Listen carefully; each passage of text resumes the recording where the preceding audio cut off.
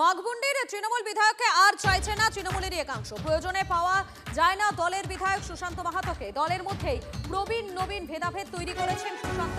অভিযোগ তুলে প্রার্থী বদল চেয়ে অভিষেককে চিঠি ঝালদা তৃণমূল নেতৃত্ব। যদিও এই বিষয়ে মুখ খুলতে চাননি বাঘমুন্ডির তৃণমূল বিধায়ক সুশান্ত মাহাতো। তৃণমূলের মধ্যে পাওয়া না পাওয়ার লড়াই, কটাক্ষ বিজেপি। যে বিধায়ক সুশান্ত মাহাতো মহাশয় সেই 98 সাল থেকে তৃণমূল করা কর্মীদেরকে এতটুকুনো প্রাধান্য বা সম্মান দেয়নি, যাতে মমতা বন্দ্যোপাধ্যায়ের হাত শক্ত করার জন্য এইখানের সিটটা হেরে না যায়। তার জন্য আমাদের এই সিদ্ধান্ত। আমাদের কোনো ব্যক্তিগত কারোর সঙ্গে শত্রুতা নেই।